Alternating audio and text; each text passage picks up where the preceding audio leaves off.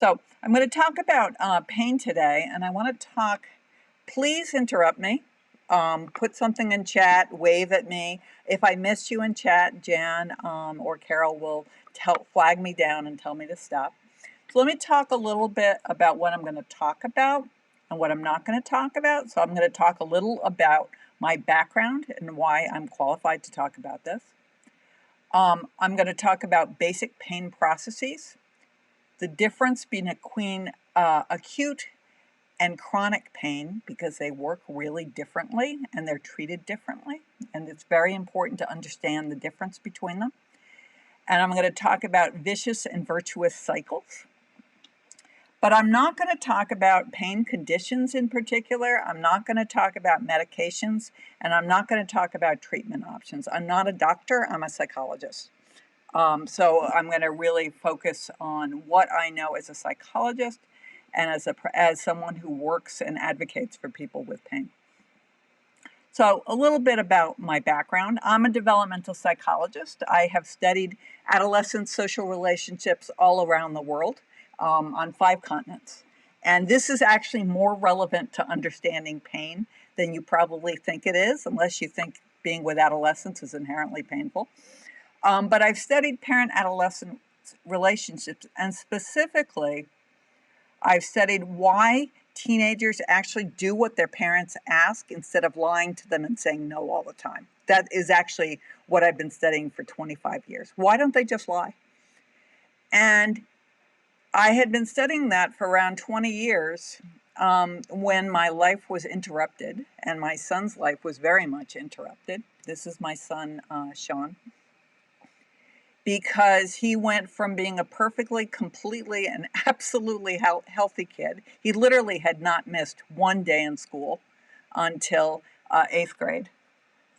And he woke up one morning and had a migraine headache. And that was March 14th. I remember it very distinctly. It was the day we got our chicks, the first time when we had backyard chickens. By June, he had migraines 4 to 5 days a week.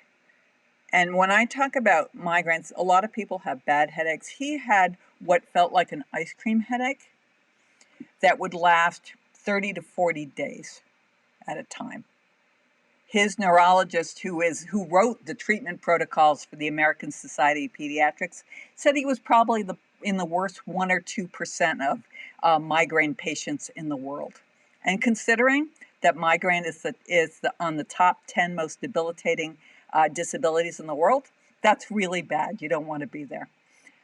By August of that year, so 5 months after he first experienced it, he was so sensitive to sound that literally he was sitting where I am now. This was his room.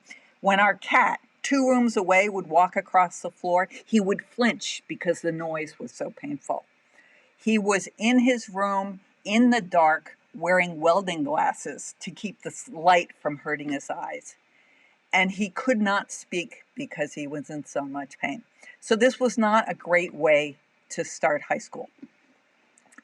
And so that sort of changed my focus of my research. So I started thinking about adolescents and parents' beliefs about pain. And the reason that was really relevant is because he got awesomely good treatment at Cleveland Clinic.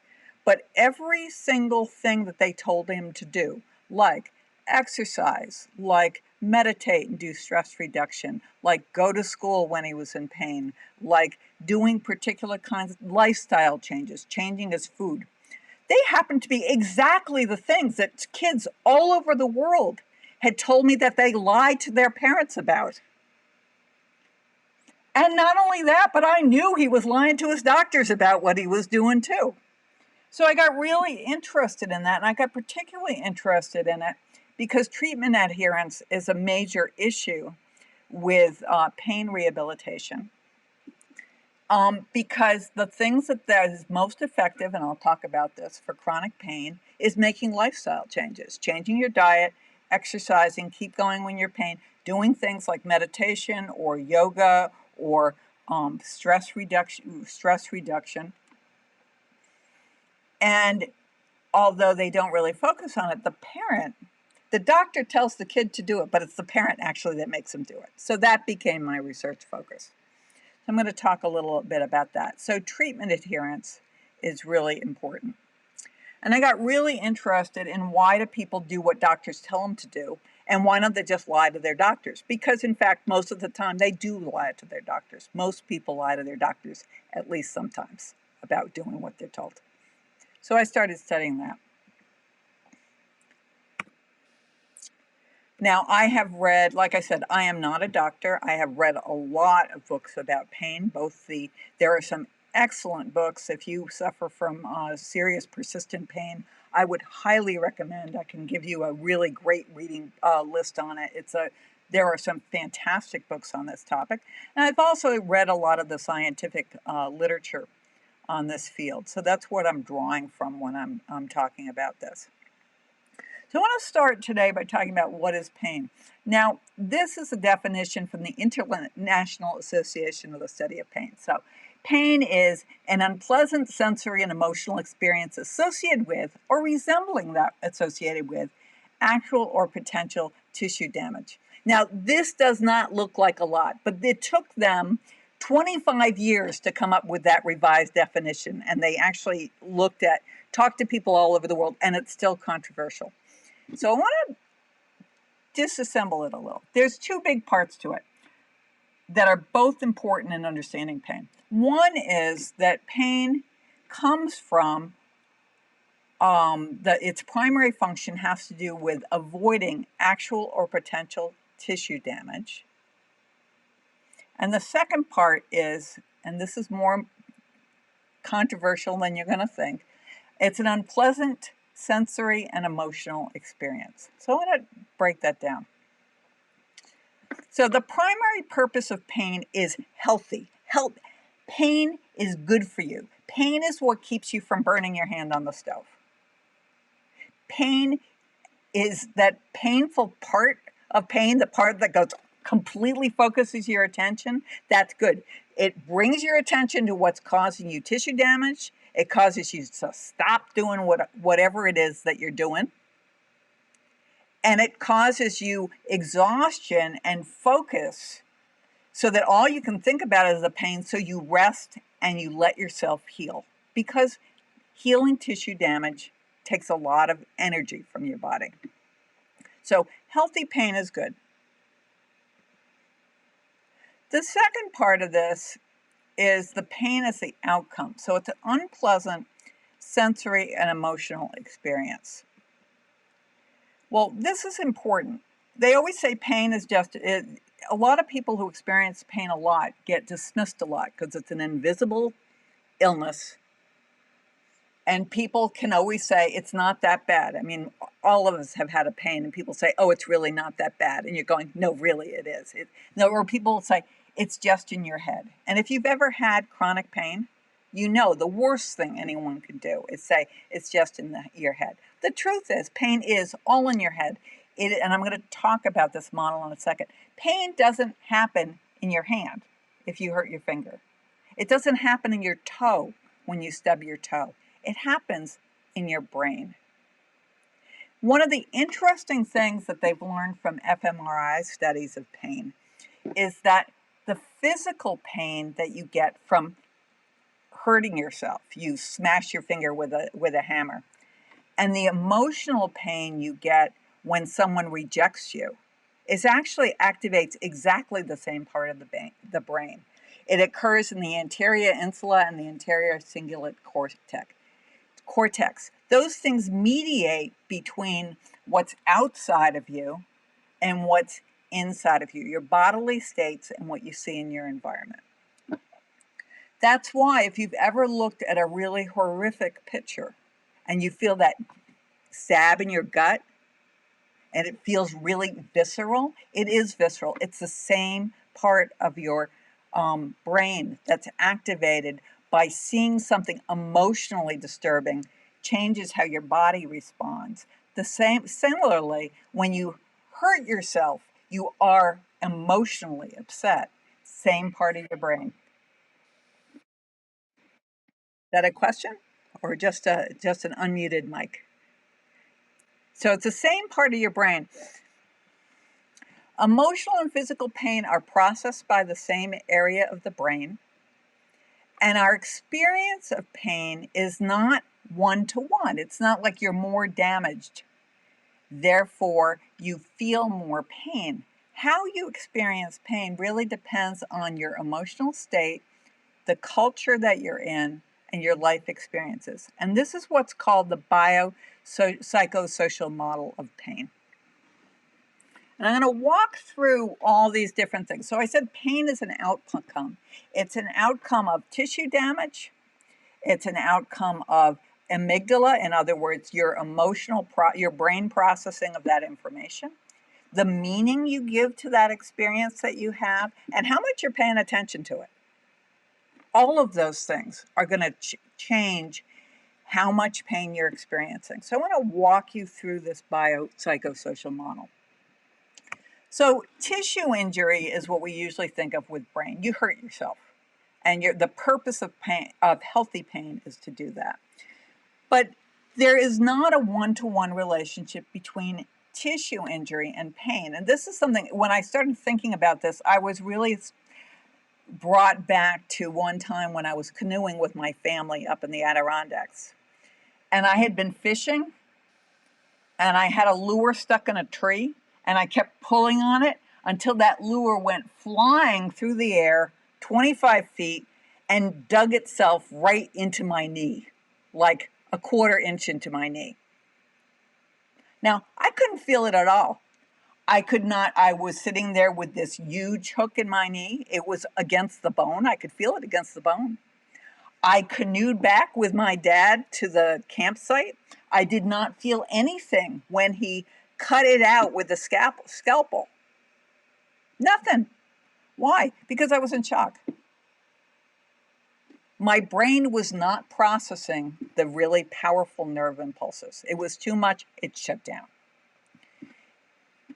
All of us have heard of leprosy and have had some of the probably seen pictures of people with leprosy and the kind of disfiguring disease it can be. A lot of that is not caused by the disease itself. It's caused by the fact that people lose nerve sensitivity, and so they hurt themselves. They burn themselves. A friend of mine actually had this. She got her foot caught in a door, but because she couldn't feel that her foot was caught in the door, she kept walking, and so she broke her leg. So pain is protecting us, and when there's an interference between that tissue injury and the brain, you don't feel pain. That's not a good thing.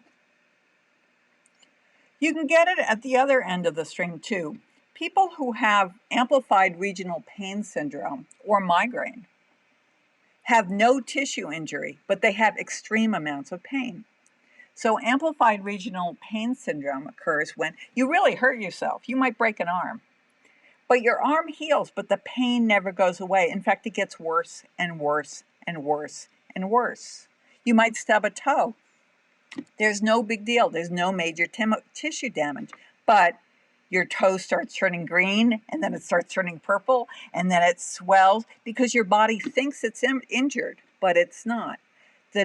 The disease at that point is not to your tissues, it's to the nerves. You have nerve pain. And the reason I'm talking about this is because I want to bring up this point. It's not, I have an injury and therefore I feel it in my brain. It really is in your head. It's all about the signals that your brain is receiving and how it's being interpreted. In migraine disease, there is no physical injury. There's nothing to look at in the brain. There's just nerve signals that say there's extreme pain. There's nothing else there except the pain signals. And in chronic or persistent pain, that's what you see, is you see a consistent signal to the brain that there is an imminent tissue damage. You are in danger. You need to be protected. You should pay attention to this. But there's nothing there. The problem is the perception of pain. Pain is the disease. It's not the symptom. That's the key to chronic pain. The pain itself becomes the disease. A second part that I want to talk about with the biopsychosocial model is the relationship between emotions and pain. So when we're scared, everything hurts more. When we're upset, everything hurts more. So the amygdala, which does a lot of emotional processing in the brain and is one of the parts that most responds to threat, is part of the processing of pain. Like I said, pain, the purpose of pain, healthy pain, is to say there's a threat here to your body, therefore you need to protect itself. That's an emotion. You have an emotional threat response. When you're feeling really tense and you're scared, everything hurts more because that feeling of threat is amplified. That's why one of the things they do often when they recommend to you if you're feeling chronic pain is they tell you to meditate. They tell you to do yoga. They tell you to breathe, do breathing exercises. For the first 2 years my son was sick, the only thing that helped him was breathing exercises. Nothing else worked. And people say, well, that's just stupid. They're sending me to a psychologist. I'm in all this pain. They're sending me to a psychologist and he's telling me to breathe. That's not going to do anything. They're just telling me it's all in my head. It's not that important. That's not why they're telling you that. The reason they're telling you to do yoga or to breathe or to de-stress is because the calmer you can get, the safer you feel, the less you're going to feel pain as threatening, those stimuli as threatening. And therefore, it's much easier to cope with. The pain's there, but it's much easier to deal with. Similarly, all of us have heard of opioids and the opioid epidemic, which partly started out of recommendations saying, oh, this is fine. Opioids actually don't stop the pain. What they do is they make you not care about the pain. If you've ever had, same thing with laughing gas. If you've ever had your tooth extracted with laughing gas, you feel all that pain, but it seems like it's really far away and who cares, right? It's not even that you're giddy from it. It's just, it removes the emotional context of the pain so it doesn't feel threatening and it doesn't hurt the same way. It's easy to cope with. There are whole classes of pain medications that do nothing for stopping the nerve signals that say, you're in pain, you're in danger, but they make you go, who cares? That's the role of the amygdala. And it's one of the reasons they do recommend meditation and stress reduction to deal with pain, because the calmer you are, the more you chill, the less the pain hurts and the easier it is to cope. That comes up the same thing with the idea of meaning. So I don't know if any of you have done things that are really physically challenging, but I know, like when I have been backpacking or I've been bicycling or I hate exercising. When I'm exercising and I'm on an exercise bicycle, my heart's going, my legs are killing me, I'm completely sweating. I'm like in a lot of pain, but I don't feel threatened and I can deal with it. Now, if I woke, why? Because I know, oh, I'm exercising. This is making me stronger. All of these physical sensations are making me stronger. This isn't a threat. This is because I'm like really awesome. Now, if I woke up in the middle of the night feeling the way I do on an exercise bicycle, I would call the hospital. I would be out of there in a minute because my heart would be racing and I'm in a sweat and all my muscles hurt and I'm panting. Nothing has changed about those physical sensations. What's changed is your meaning and attribution of it. And again, that's another part of this. When you have a migraine and you think, oh my God, I've got a brain tumor, I'm dying. It sure as hell feels like that. That's different than saying, okay, This is what's happening. I understand these processes. It changes the meaning. Some people have, some cultures see pain as much more threatening, and others say, oh, this is a normal part of life. The meaning you give to it is really important. So again, another part of that biopsychosocial, that's one of the social parts. Finally, we get to attention. If I ask you, in fact, I will right now, think right now, what hurts? What part of your body is hurting? Yes, yes, all of you. You're a pain in the neck, Judy. But yeah, if I'm sitting there, I'm thinking I'm feeling fine. But if I do a body check, all of a sudden I can tell you my shoes aren't fitting right. This chair is definitely not comfortable. There are definitely pieces of clothing I'm wearing that are too tight after this long COVID shutdown. And I can think about all of these things because suddenly I'm paying attention to them. When I'm in the middle, I mean, probably all of you have done that. I always, if I'm feeling really terrible, I mean, really terrible, I can go up and I can give a lecture and I'm fine for exactly 50 minutes. Because I'm not paying attention to my body. I'm paying attention to other things. So the more you're distracted, Carol, did you have a question? Yeah, yeah.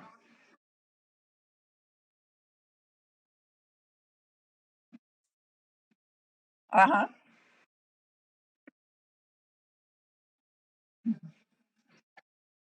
Yeah.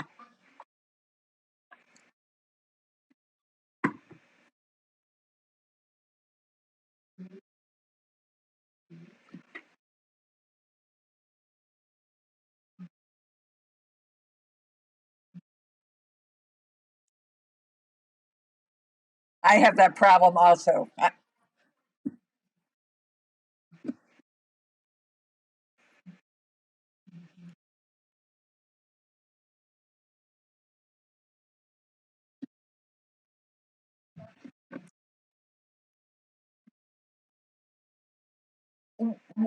Well, the one of the reasons the second technique is effective is because you're analyzing it. It's that idea with curiosity. Is you're removing it as an emotional threatening thing and say, oh, this is happening. How can you do it? You're deactivating. I talked about this is really weird, but I love this study. You know how I said that the emotional and physical pain activate the same thing?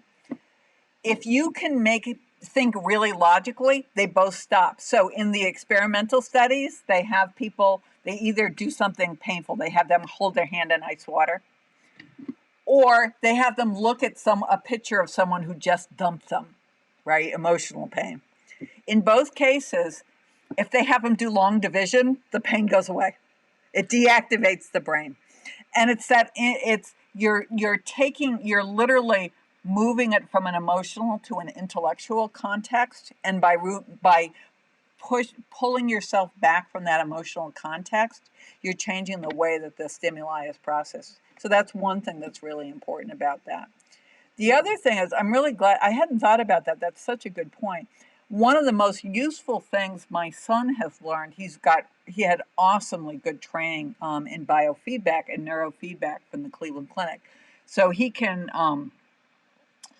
it's really amazing. You hook him up with electrodes and you say, put yourself into a trance, and you watch his brain waves go bam. I mean, they just completely change. It's really remarkable. But one of the most useful things that's come out of that is he will literally says it's like walking through his brain and trying to figure out where exactly the problem is centered and then trying to turn it off. I mean, I have problems with spasming muscles also. And it's like, oh, if I move one more centimeter, I'm not going to be able to move my leg for the next hour, you know. But he actually will walk through and try to see where the focal point is for that pain, and then he can address it, which is interesting. And it's also just, to me, it's like riding a bicycle. You can do it, but you don't know how. He was taught biofeedback to start with by taking those little strip thermometers that you use to take, you put on kids for the fever, that change color.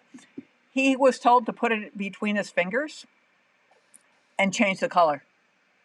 And he just worked at it till he could do it. He can now, it's really interesting. You can watch him with an infrared camera and watch his temperature change on his hands or his feet. Pick a body part, he can make his temperature change.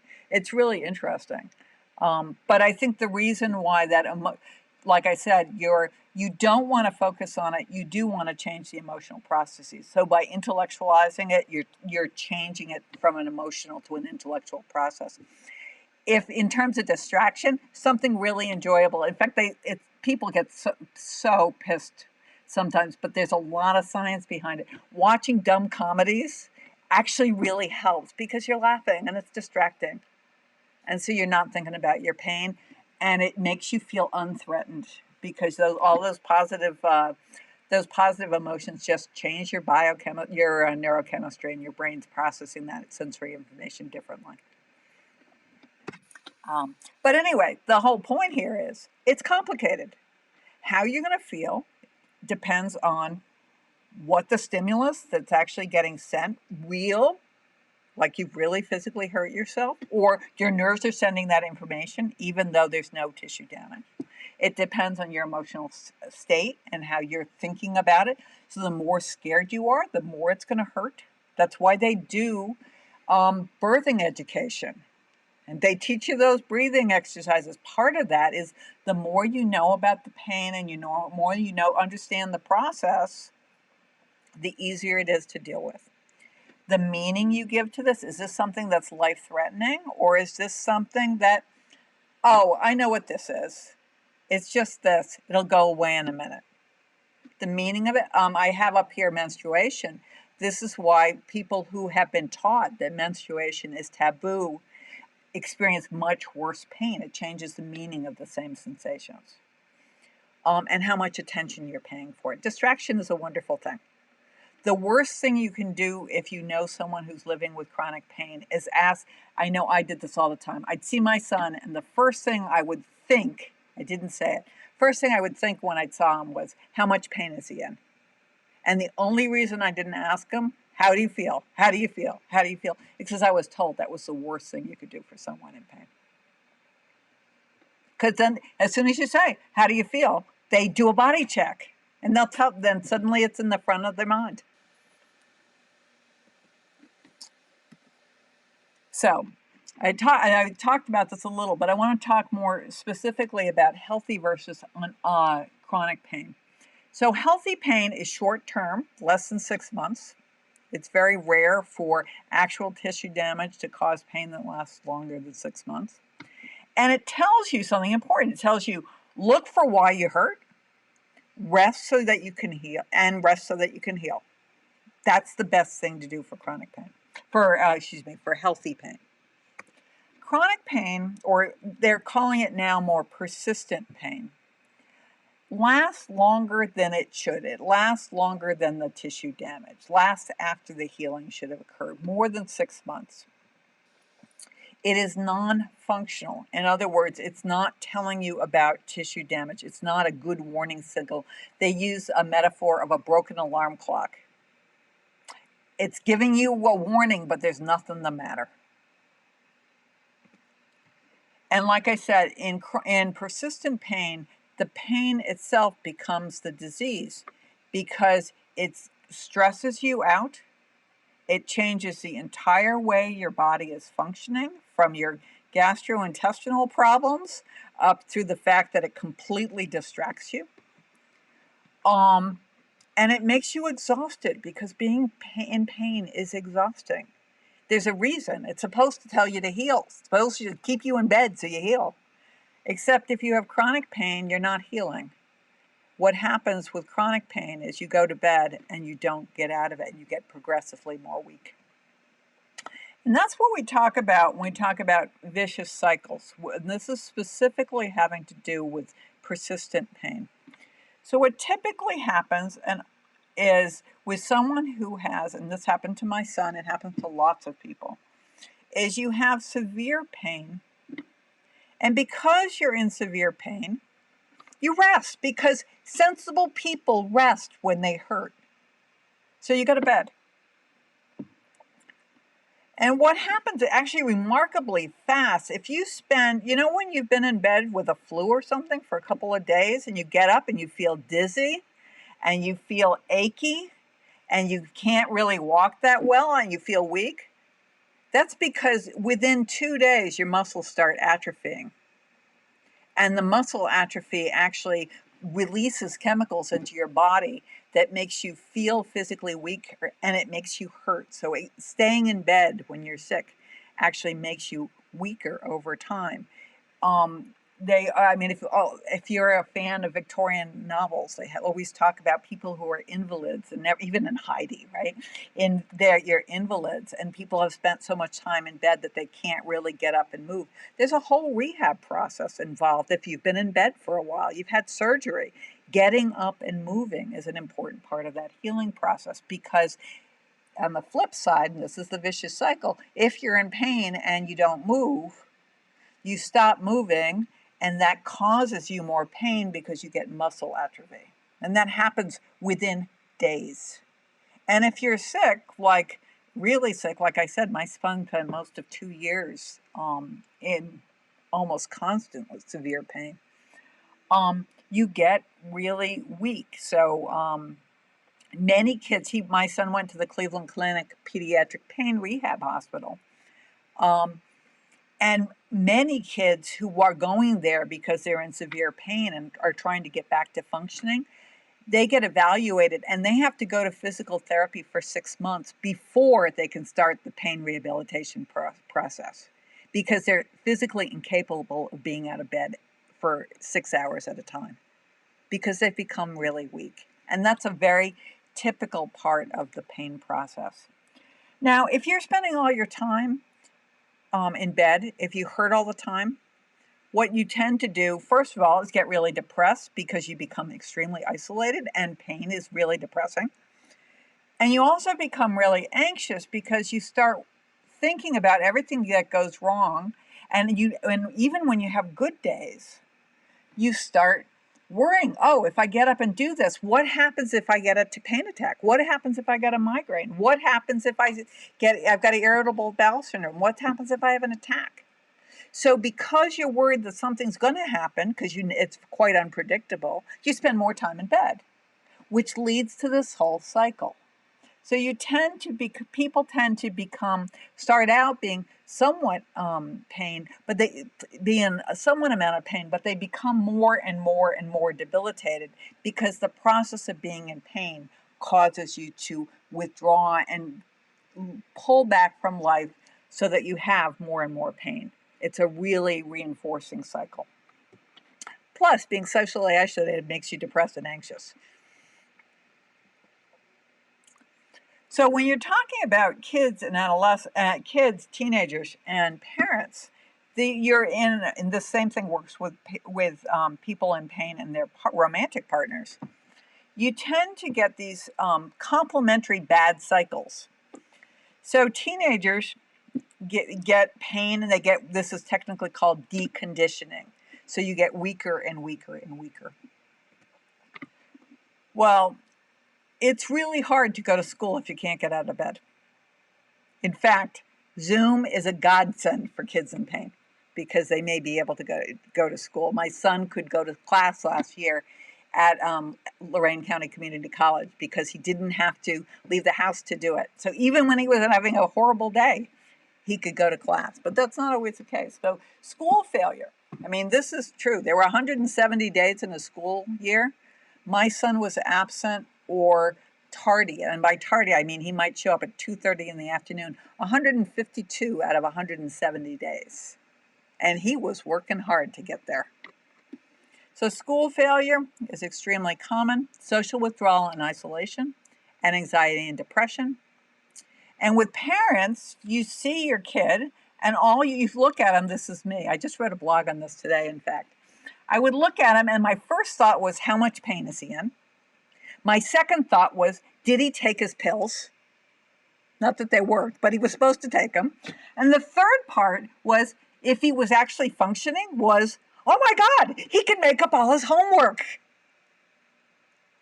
So no matter, I was like either worried and terrified or nagging him. This was not a good cycle.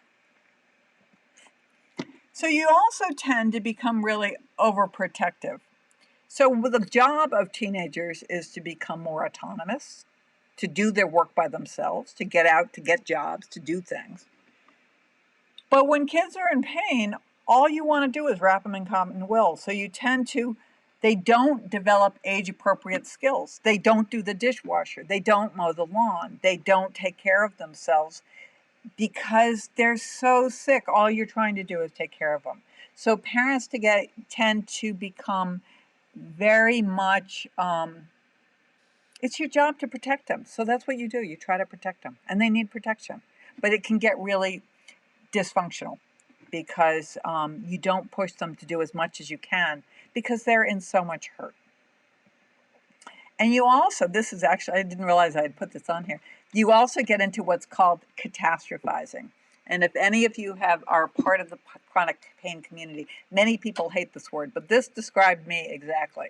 So let me tell you about catastrophizing. Catastrophizing is a really common process, which is where something bad is happening and you think of the drama queen. The worst possible thing is definitely going to happen. So this is me. I literally just wrote about this afternoon. So I'm going, this started when he first started getting migraines, and I'm going, everything I read said the more migraine, you got to treat it aggressively because every time you have a migraine, it's easier to get another migraine because your brain is learning how to do it. It's like any other skill, and it's getting really good at feeling pain. So the worst possible thing is to have another migraine because it makes it easier to have another migraine. So he'd have a migraine, and I'm going, oh my God, I didn't stop it. He's going to have another migraine. And oh my God, he missed school today. And he's going to have a test. He's going to fail the test. And not only is he going to fail the test, he's going to fail this class. And not only is he going to fail this class, he is never going to graduate from high school. And he's not going to go to college. And he's never going to get married. I'm never going to have grandchildren. I could see this whole thing going on because he'd had one migraine. And that's what's called catastrophizing because every time, everything becomes a big deal. So he didn't get his homework done. Oh my God, he's going to fail this class. No, he did fail many classes, but he's going to fail this class. He's not going to get out of school. He's not going to have a life. His whole life is going to be ruined. Why? Because he didn't do his homework tonight. And this is a really bad dynamic to set up with a parent and a child. Really bad. It's like, you know that old joke, it's like, you don't pass this test, you're not going to med school. It's the same thing. You don't turn this homework, you are never going to get married. It's your whole life is over. But those complementary cycles are a very real thing in parents and kids, and also with caregivers, any type of caregivers. So what you need to work on, and this is actually the idea behind the app that we developed, One Step to Life, was building in virtuous cycles, because all the research says that the most effective treatment for for chronic pain is the hardest. They're lifestyle changes, the things nobody ever wants to do when their doctor tells them. So resume normal activities as much as you can, slowly.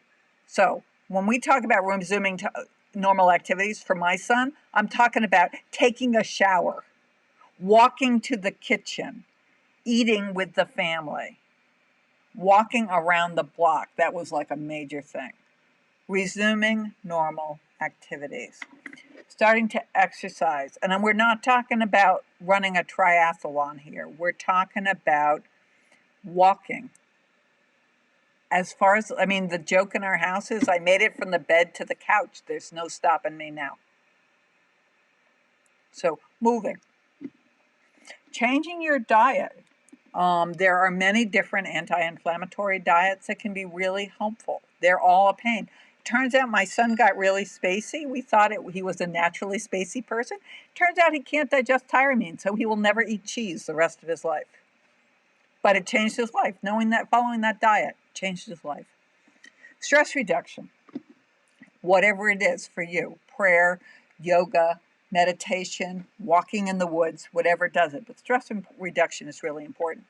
The problem is with these, what all of the research shows is that when you make those lifestyle changes, particularly becoming more active, your pain goes down.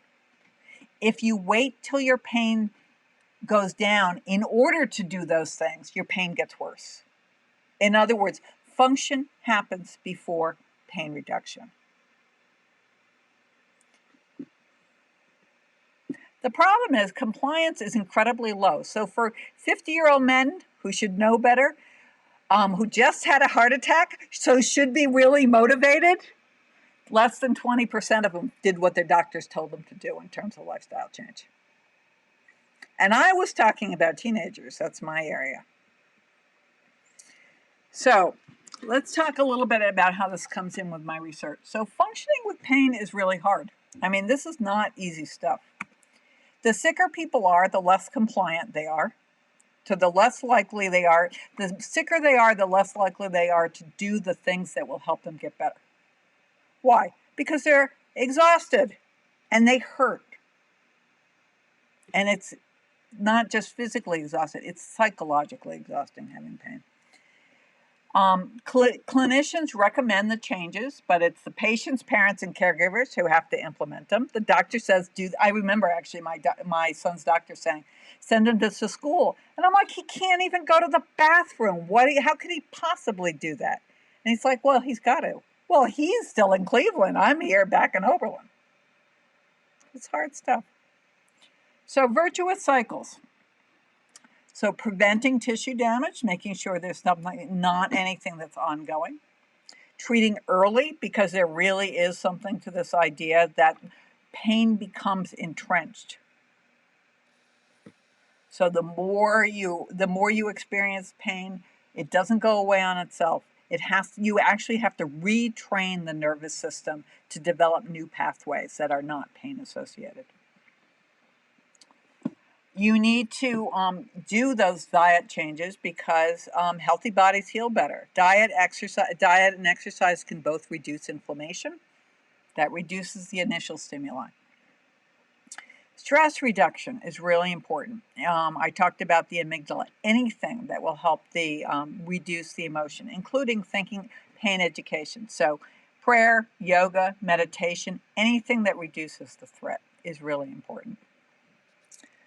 Changing the meaning. Pain education is a really important component of pain treatment because if you understand that pain is not inherently bad, it's an overprotective guardian rather than it's trying to kill you. The way that you think about it actually really changes how people process it and whether they're thinking about it as threatening versus something really nasty they just got to deal with. Talking about reflection. So what does this pain mean to you? Does this pain in my hip mean that I'm getting old and that I'm going to not be able to live on myself? That's a threatening thing. Does it mean that it's going to, if I'm a musician and I'm finding that my hands hurt, is that a real existential threat to who I am? So reflecting on, there's a big movement right now in the pain community in terms of pain reflecting trauma. So what is this pain evoking to you and how can you work through that process in that emotionally? Like I said, looking at external stressors so that distracting and staying active and doing things that you like actually reduces pain more than almost anything else. And finally, and this is the most important part, it's a slow return to functioning and retraining your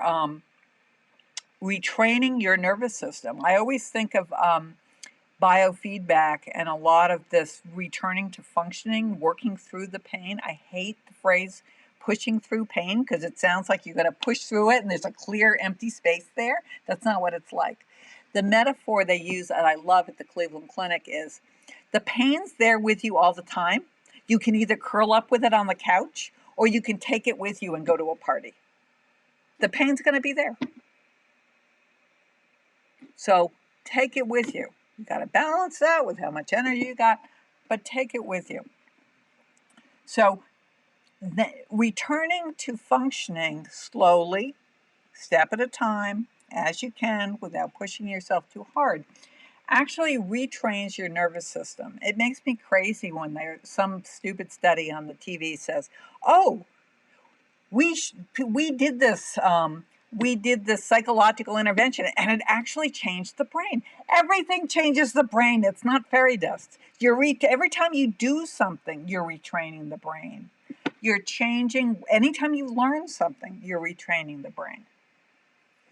And by returning to function, it's like physical therapy for the brain, is you are changing the way that you're laying down new and stronger pathways and distracting your brain from going down those ruts of high pain.